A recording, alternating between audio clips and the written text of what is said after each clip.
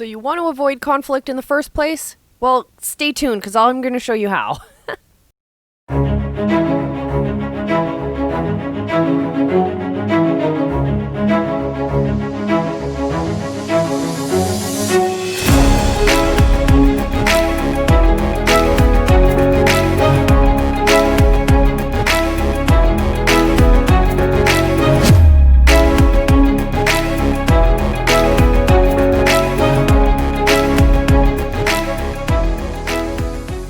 Hey everyone, and welcome to this episode of the Lifelong Podcast. I'm your host, Coach Molly from Three Pines Leadership, and thanks for joining me. Yeah, if you're new here, if you're old here, make sure you subscribe to me on all of my social platforms. I'm Coach Molly with an E on Twitter, and Three Pines Leadership on Instagram, and on YouTube, because you can find the Lifelong Podcast in video format on YouTube, as well as in podcast format on all of your favorite podcast platforms. So today we're talking about how to lay the foundation to make sure that you're avoiding conflict. You're not avoiding conflict. You're actually managing conflict by preventing it. In order to understand where conflict is arising, we need to do a deep dive into our relationships. So look at the relationships you have individually with people on your team. Also, step back from that. What are the relationships within your team members? And also look at on an organizational structure. How are those relationships working and how are those power dynamics working? Look for those intersections of where power dynamics are meeting, where conflicts can arise. And that way, if you address them early, if you look for them ahead of time, you can start to address them before any kind of conflict is going to start arising in your organization, in your team, or in your relationships even. Once you understand where conflict is going to arise, you can start to develop an action plan. And there's a variety of different points that you could use or different methods that you could bring about, but here are some of the most common ones that I see when I do work with organizations and with teams. The first most important thing is to develop a strategy for managing the conflict between your team members or between employees and management or between customers and employees. Any kind of area or domain where these conflicts are going to arise, make sure that you have procedures and you've thought this out ahead of time. Make sure that you have policies, procedures, or practices in place and that everyone at the table knows about these. And that way they can actually start engaging with them earlier on in the conflict process. And that empowers everyone at the table. Once you give people the opportunity to take control of that conflict, they have a lot more engagement on it.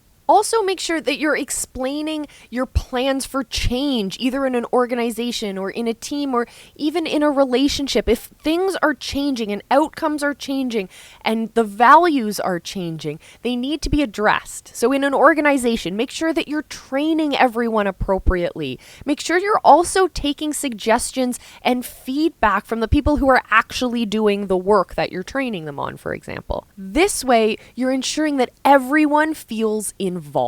Make sure that you're also listening and consulting your employees and your team members and your customer on these new processes.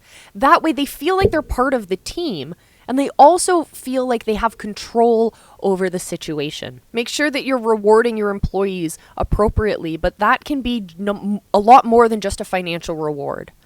It's bonuses, it's your salary, it's all of that, but it's also the added benefits. It's also added days off, but most importantly, acknowledge the work people are doing.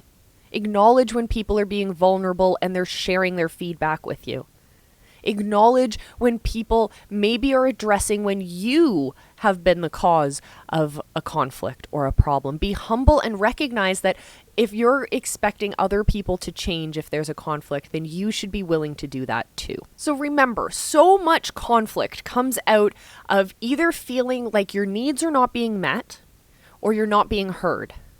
And imagine the feeling that you get when you actually take control of a situation, right? When you have input into that situation, when you help guide a decision, right?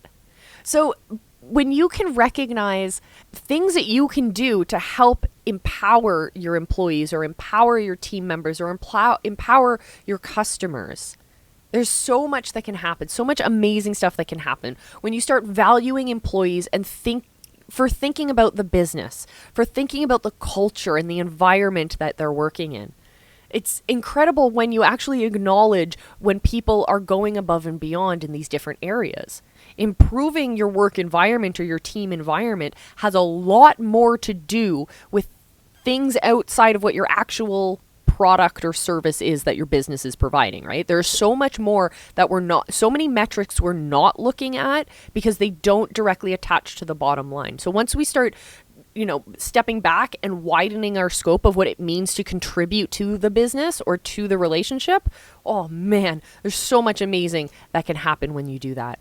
Make sure that you're treating people fairly in the processes and in their grievances. Help people through your business. Help people by being fair, being honest and fair. I also want you to start finding ways to encourage initiative in your customers by having opportunities for them to share your business with their friends and family. Because remember, word of mouth is the best kind of advertising and marketing you could ever ask for, right?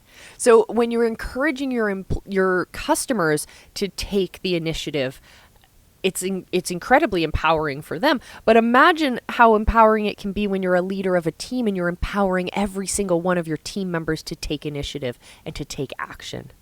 There's so much that can happen when you empower everyone at the table to bring their opinions, to bring their authentic ideas to the table.